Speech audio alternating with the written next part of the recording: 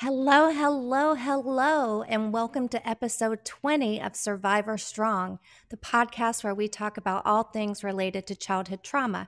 I'm Yvonne Sandomir.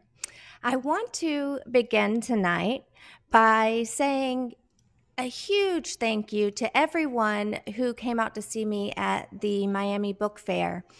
It was my final event of the year, and it was a tremendous success. So thank you to everyone who came out and said hello.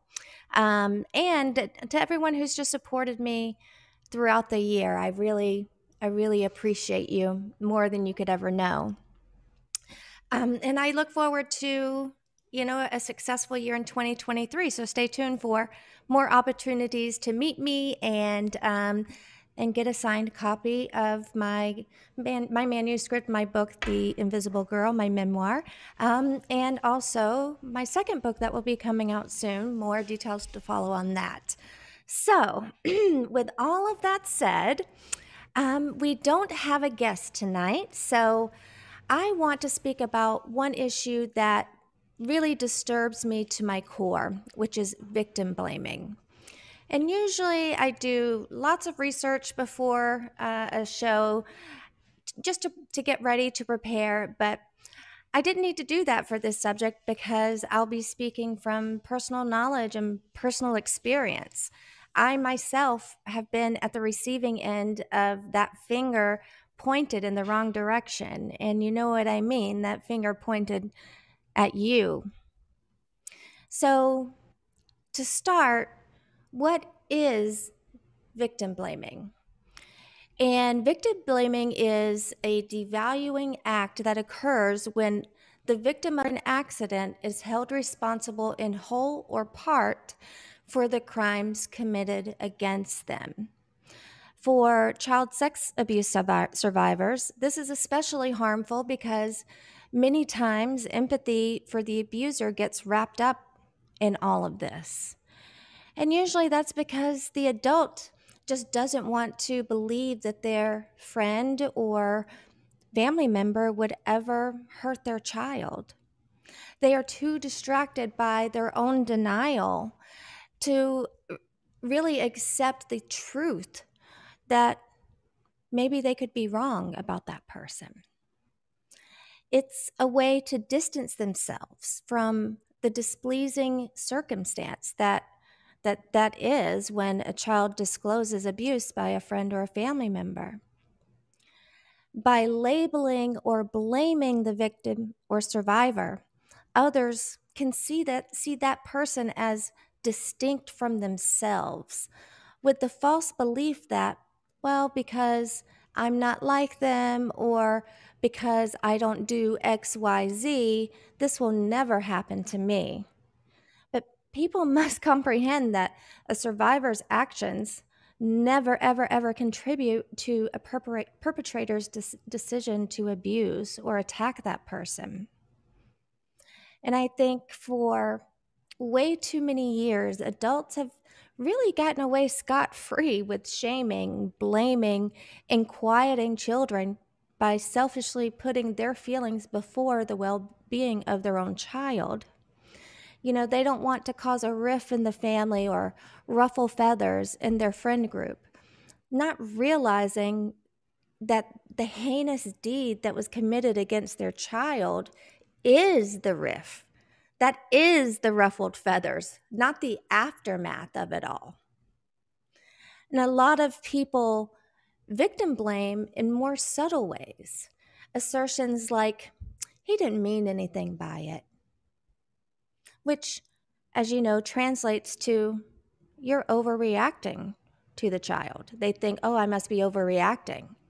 Or, well, at least he didn't go further, which translates again to, well, what he did do is okay because it wasn't quote unquote worse. Other statements like, well, he was drunk or on pills, or he'd never do that if he was sober, translates to that person is safe if they're sober, which couldn't be further from the reality. A person who violates a child, drunk or sober, is never safe around your child.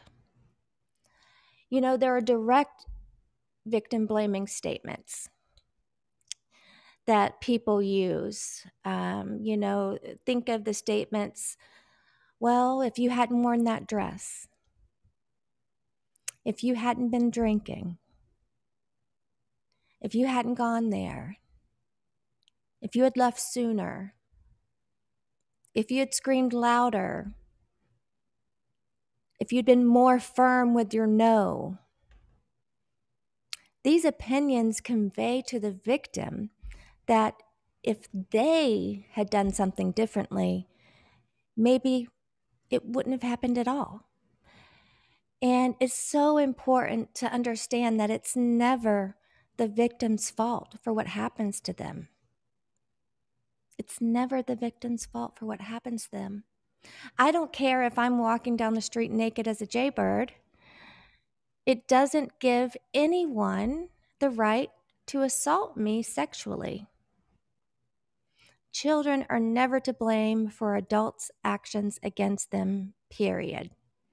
Doesn't matter what they're wearing, the type of person that they're hanging around with. It doesn't matter if they were drinking. It doesn't matter if you told them not to go there. It doesn't matter if you told them 1,000,000 times to stay away from that person. It's still not their fault if they're attacked. I mean, have any of you experienced victim blaming? I invite you to join me on stage. If anyone wants to share, you can participate via audio only or come on camera, whichever you prefer. I just want to hear from you. So feel free to send me a request to come on stage at any point if you have anything to add to the conversation. I want to know what your experience was and, how did that make you feel? And maybe you can offer some insight to someone else who may have experienced the same thing as you. So I can tell you, for me, oh man, it made me feel shameful. Like I was to blame for what transpired against me. I felt unsupported and unheard. I felt invisible. Because abuse arose so frequently around me, I began to believe that must just be my meaning in life, my purpose for being on this planet. There was no one to turn to for help. No one advocated for me. No one protected me. No one fought for me.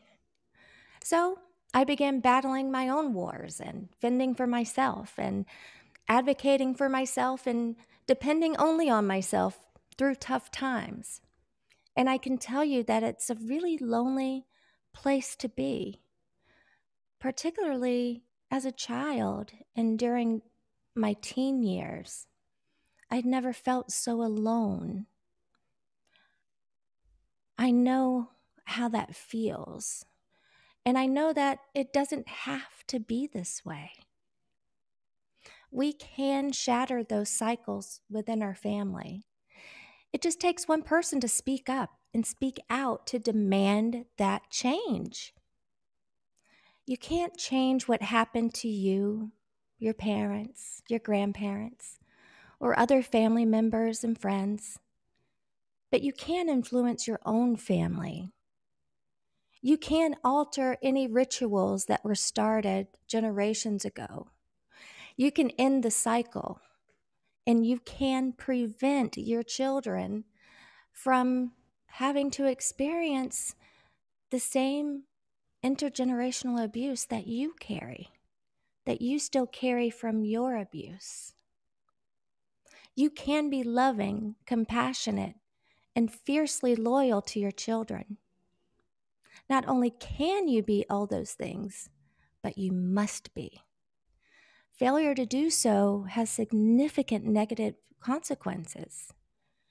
Now, I've talked about normal negative after effects a lot and how, they will strike survivors of child sexual abuse regardless of the level of support they acquire from friends and family. However, the journey is much more burdensome for those victims who are met with victim blaming and parental denial upon disclosure. Embarrassment, self-blame, guilt, and feelings of unworthiness are challenging to manage on their own. Parents, please, I'm begging you, don't make it worse. Avoid statements or questions like, "You had to know what was going to happen to you when you went to their apartment. You must have sent mixed messages." Or questions like, "Well, was your door locked?" As if that matters. It is never, ever, ever, ever the child's fault. Ever. Even if a door was unlocked. Even if they did know that person may offend them. It is still not their fault for being offended upon.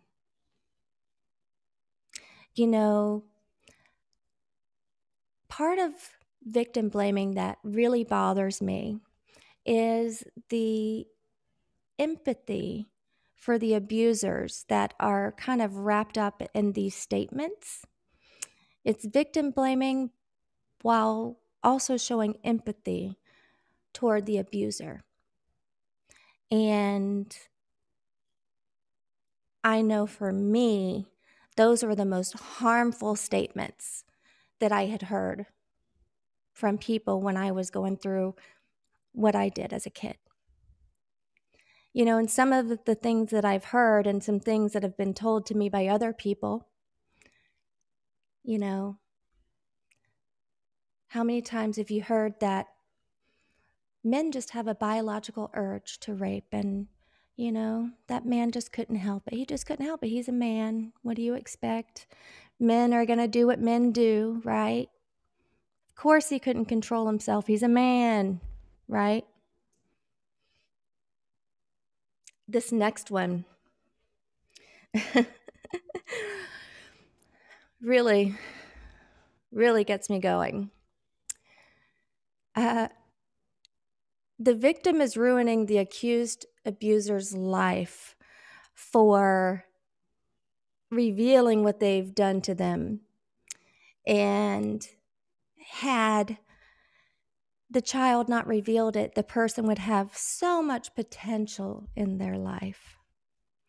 And this one just, it makes me laugh because it always reminds me of a meme that I saw. And I can't remember when it was, but, you know, basically it said something along the lines of, you know, abusers never like it when you tell people who they are or what's going on.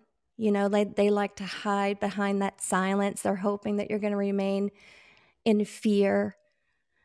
They're hoping that they can maintain that control over your silence. So it's important to remember that the only thing that can ruin a person's life is if they abuse a child.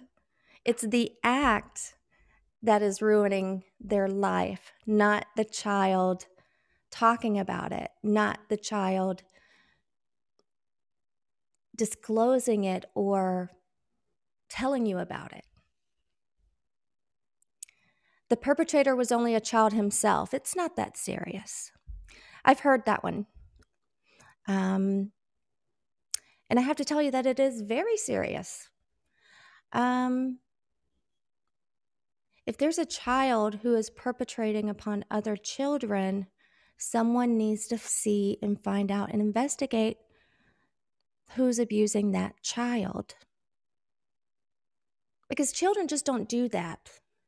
Children don't just abuse each other. That is taught behavior. That is something that they learn because someone has shown them. So not only is it important not to minimize the experience of a survivor who was perpetrated upon by another child, but we also have to take it seriously that the perpetrator is a child and that there's a reason why they are doing that. So it is serious because a lot of people, oh, he was just a kid. He, was just exploring. He just was curious. And that's not okay. That's not normal behavior. It is normal for young kids to be curious about their parents if they're dressing or undressing in front of them. It is very curious for kids to look at you and just kind of compare. Oh, okay, so I see mommy's got that and I've got this. But if they do that to another child, that is a red flag and tells you that something more sinister may be going on with the other child. So both of these people need help. Both the kids need help. And, I've heard, I grew up in the South, and I can't tell you how many times I've heard in passing or just being around people, well, they were asking for it. The victim was asking for it. She was asking for it. She knew what was going to happen if she went there. Let me assure you that people who are perpetrated upon are never asking for it. If we were asking for it, it wouldn't be rape. It would be consensual. If we were asking for it, it wouldn't be abuse. Because if you're a child, guess what? You don't have the ability to ask for it. You can't give consent. So a child is a child, and they are never asking for it, no matter if they're wearing makeup, a short skirt, or whatever. Just know that they're not asking for it. Nobody asks to be victimized like that. No one. And you've even heard people say that maybe the victim even was making it up. Oh, they're just making it up. Why would you discount what this child says over this other person? Your child is your main priority no matter what. It has to be that way. And, I've also heard the victim, shouldn't have been in the area or should have known not to be with that person.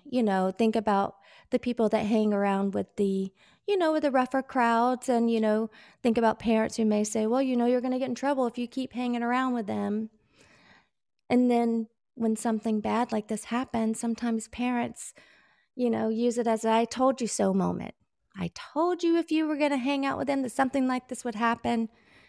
And that is not true. And that's not the kind of support that your child needs in that moment. They don't need you to tell them that they were hanging around with the wrong crowd. Clearly, they know that because they've been harmed by them now. But it's still not that child's fault. And I can just tell you that those false statements really wreak havoc on a survivor's well-being. But there are some things that you can do about it. If you're around people, challenge victim blaming statements when you hear them. Don't be afraid to stand up to those people who continue to spread these false narratives. Call them out.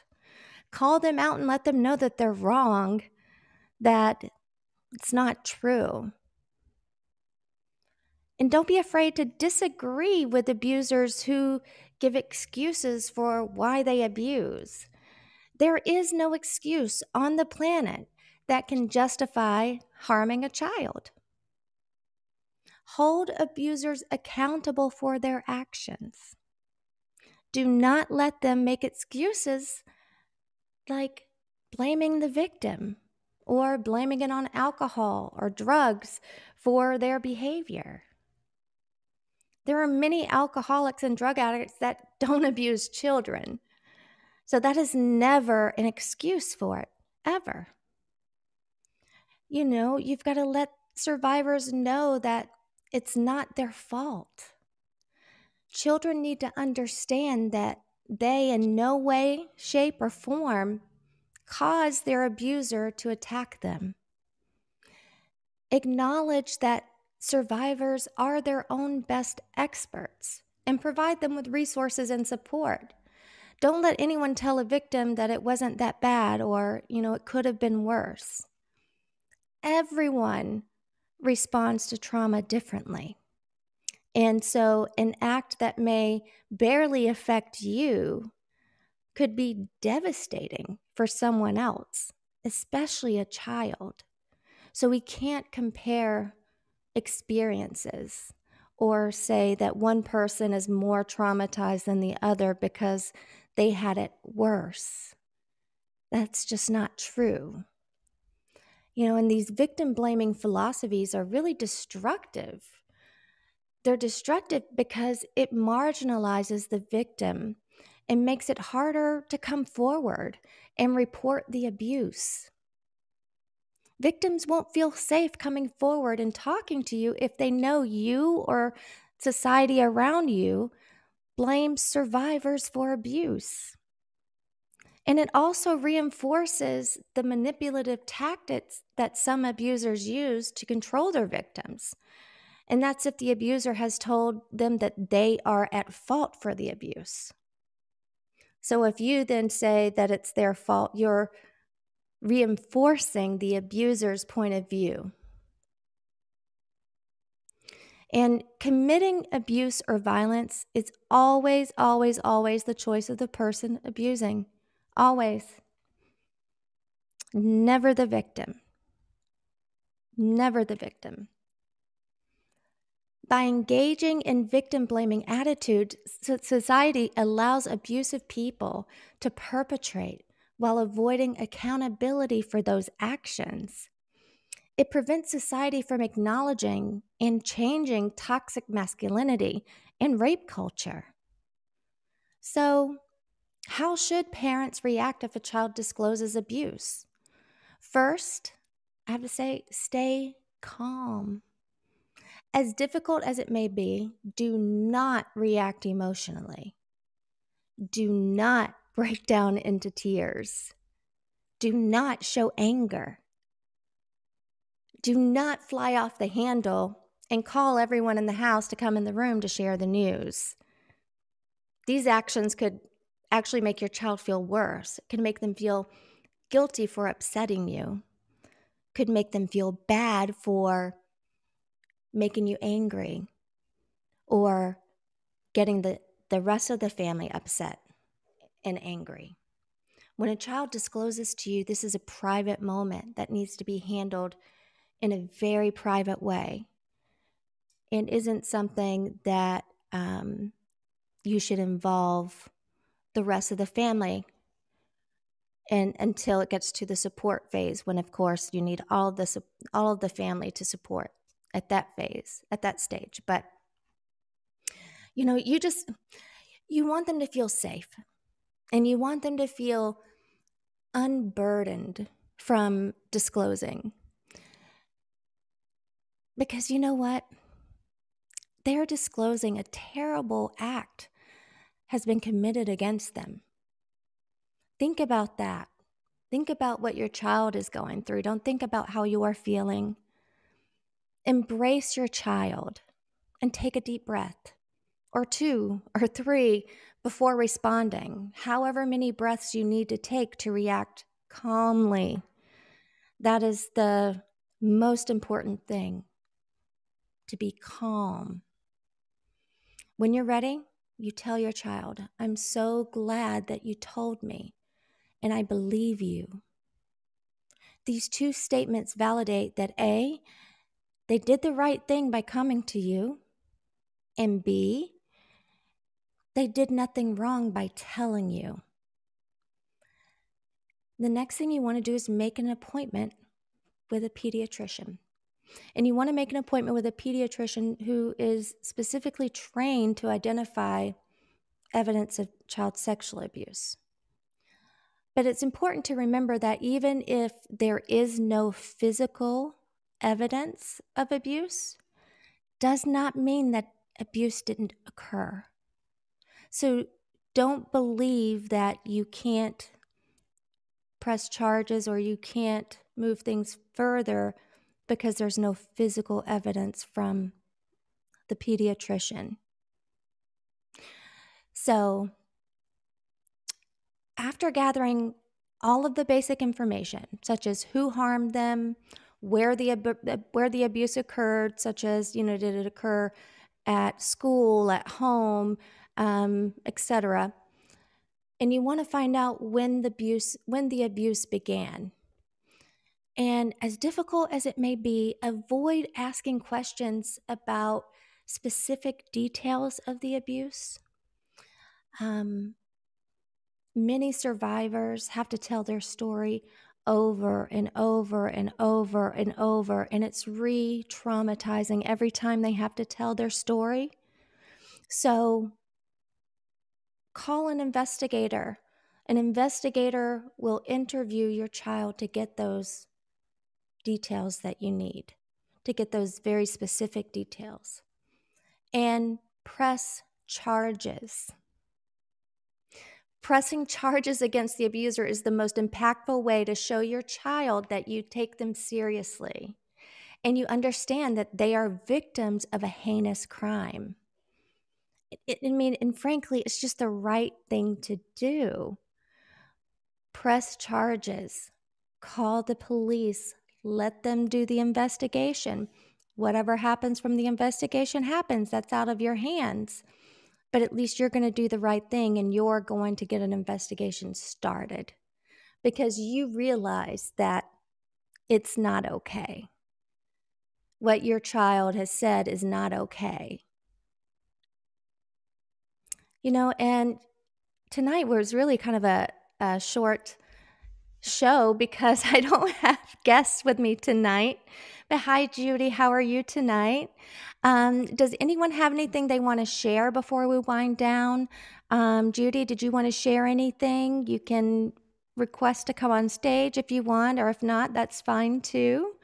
I just wanted to give you the opportunity because, believe it or not, we are winding down now.